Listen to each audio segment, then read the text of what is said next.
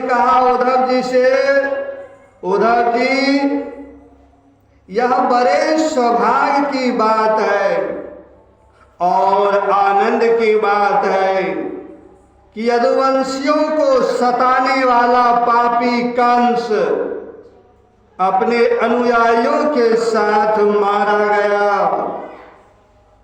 यह भी कम आनंद की बात नहीं है कि श्री कृष्ण के बंधु बांधव और गुरुजनों के सारे मनोरथ पूर्ण हो गए तथा अब हमारे प्यारे श्याम सुंदर उनके साथ सकुशल निवास कर रहे हैं ना। किंतु उद्धव जी एक बात आप हमें बतलाइए, जिस प्रकार हम अपनी प्रेम भरी लजीली मुस्कान और उन्मुक्त चितवन से उनकी पूजा करती थी और वे भी हमसे प्यार करते थे, प्रेम करते थे, उसी प्रकार मथुरा की स्त्रियों से भी वे प्रेम करते हैं या नहीं। तब तक दूसरी गोपी बोल उठी अपने सखी से, अरे सखी, हमारे प्यारे श्याम सुंदर तो प्रेम की मौनी कला के विशेषज्ञ हैं। सभी श्रेष्ठ स्त्रियां उनसे प्यार करती है, सभी श्रेष्ठ स्त्रियां उनसे प्यार करती है। फिर भला जब नगर की स्त्रियां उनसे मीठी मीठी बातें करेंगी और हाव भाव से उनकी ओर देखेंगी, तब वे उन पर क्यों नहीं रिझेंगे। दूसरी गोपियां बोली, साधो आप यह तो बतलाइए कि जब कभी नागरी नारियों की मंडली में कोई बात चलती है और हमारे प्यारे स्वच्छंद रूप से बिना किसी संकोच के जब प्रेम की बातें करने लगते हैं, तब क्या कभी प्रसंगवश हम गंवार ग्वालिनों की भी याद करते हैं। कुछ गोपियों ने कहा, उद्धव जी, क्या कभी श्री कृष्ण उन रात्रियों का स्मरण करते हैं जब कुमुदिनी तथा कुंद के पुष्प खिले हुए थे, चारों ओर चांदनी छिटक रही थी और वृंदावन अत्यंत रमणीय हो रहा था। उन रात्रियों में ही उन्होंने रास मंडल बनाकर हम लोगों के साथ नृत्य किया था। कितनी सुंदर थी वह रास लीला। उस समय हम लोगों के पैरों के Nupur zone zone zone zone बज रहे थे। हम सब सखियां उन्हीं की सुंदर सुंदर लीलाओं का गान कर रही थी और वे हमारे साथ नाना प्रकार के विहार कर रहे थे।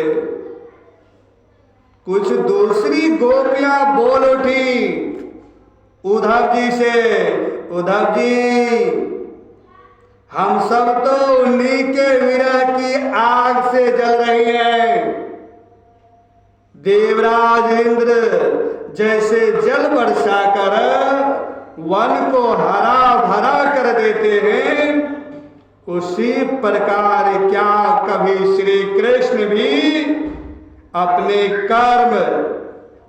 कार्य स्पर्श आदि से हमें जीवन दान देने के लिए यहाँ आवेंगे। तब तक एक गोपी ने कहा, अरे सखी, अब तो उन्होंने शत्रुओं को मारकर राज्य पा लिया है।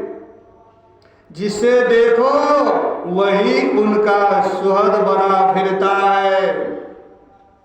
अब वे बड़े बड़े नरपतियों की कुमारियों से विवाह करेंगे, उनके साथ आनंद पूर्वक रहेंगे। यहाँ हम ग्वारिनों के पास क्यों आएंगे?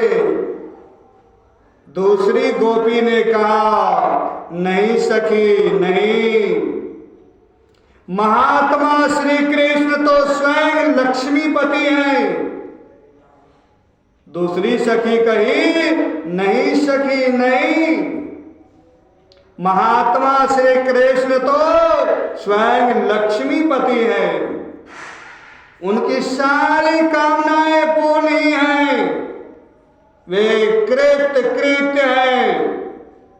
हम वनवासिनी ग्वालिनों अथवा दूसरी राजकुमारियों से उनका कोई प्रयोजन नहीं है। हम लोगों के बिना उनका कौन सा काम अटक रहा है? देखो, वेश्या होने पर भी पिंगलाने, देखो वेश्या होने पर भी पिंगलाने, पिंगलाने क्या ही ठीक कहा है कि संसार में किसी का आशा न रखना ही सबसे बड़ा सुख है। यह बात हम जानते हैं, फिर भी हम भगवान श्री कृष्ण के लौटने की आशा छोड़ने में असमर्थ हैं। उनके शुभागमन की आशा ही तो हमारा जीवन है।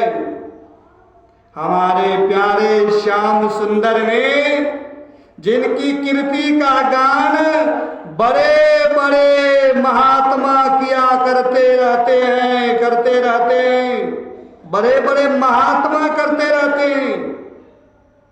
हमसे एकांत में जो मीठी मीठी प्रेम की बातें की हैं, उन्हें छोड़ने का, भुलाने का उत्साह भी हम कैसे कर सकते हैं? देखो तो उनकी इच्छा ना होने पर भी स्वयं लक्ष्मी जी उनके चरणों से लिपटी रहती हैं। एक क्षण के लिए भी उनका अंग संग छोड़कर कहीं नहीं जाती है। उद्धव जी, यह वही नदी है जिसमें वे विहार करते थे, यह वही पर्वत है जिसके शिखर पर चढ़कर वे बांसुरी बजाते थे। ये वे ही वन हैं जिनमें रात्रि के समय रास लीला करते थे, और ये वे ही गौएं हैं जिनको चराने के लिए वे सुबह शाम हम लोगों को देखते हुए जाते आते थे। और यह ठीक वैसे ही वंशी की तान हमारे कानों में गूंजती रहती है, जैसी वे अपने अधरों के संजोग से छेड़ा करते थे। बलराम जी के साथ श्री कृष्ण इन सभी का सेवन किया है। यहाँ का एक एक प्रदेश, एक एक धूलिकण उनके परम सुंदर चरण कमलों से चिन्हित है। इन्हें जब जब हम देखती हैं, सुनती हैं, दिन भर यही तो करती रहती है, तब तब वे हमारे प्यारे श्याम सुंदर नंद नंदन को हमारे नेत्रों के सामने लाकर रख देते हैं।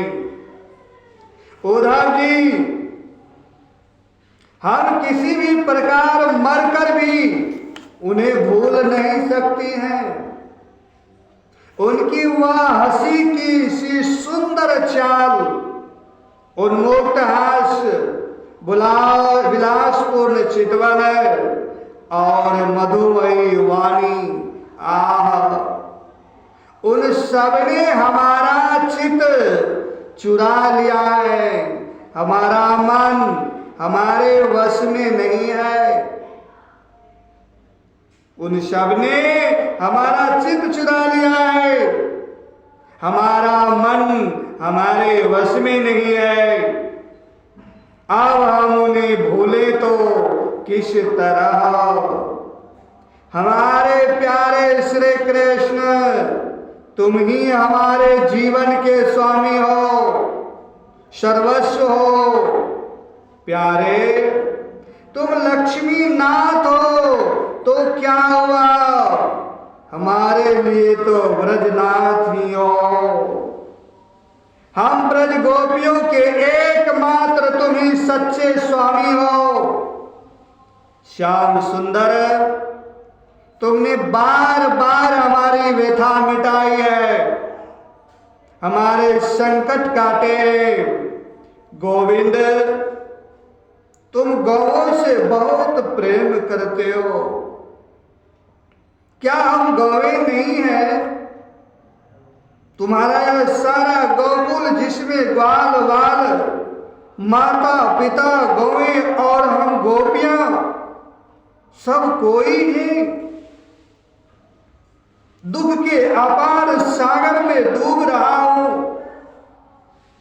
तुम इसे बचाओ। आओ हमारी रक्षा करो, आओ हमारी रक्षा करो। श्री सुखदेव जी महाराज कहते हैं, प्रिय परीक्षित, भगवान श्री कृष्ण का प्रिय संदेश सुनकर गोपियों के विरह की व्यथा शांत हो गई थी। वे इंद्रियातीत भगवान श्री कृष्ण को अपने आत्मा के रूप में सर्वत्र स्थित समझ चुकी थी। अब वे बड़े प्रेम और आदर से उद्धव जी का सत्कार करने लगी। उद्धव जी गोपियों की विरह व्यथा मिटाने के लिए कई महीनों तक वहीं रहे। वे भगवान श्री कृष्ण अनेकों लीलाएं और बातें सुना कर ब्रजवासियों को आनंदित करते रहते। नंद बाबा के ब्रज में जितने दिनों तक उद्धव जी रहे, उतने दिनों तक भगवान श्री कृष्ण की लीला की चर्चा होते रहने के कारण ब्रजवासियों को ऐसा जान पड़ा मानो अभी एक ही क्षण हुआ हो।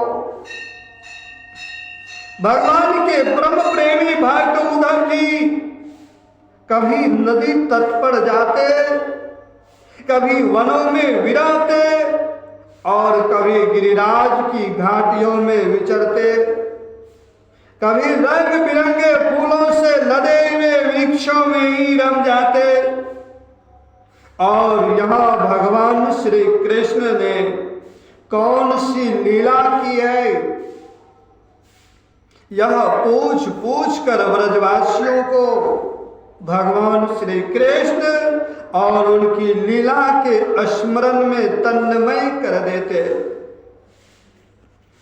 उद्धव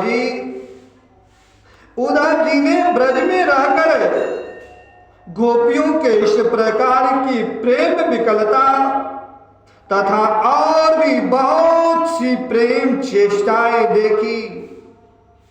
उनकी इस प्रकार श्री कृष्ण में तन्मयता देखकर वे प्रेम और आनंद से भर गए। अब वे गोपियों को नमस्कार करते हुए इस प्रकार गान करने लगे। इस पृथ्वी पर केवल इन गोपियों का ही शरीर धारण करना श्रेष्ठ एवं सफल है।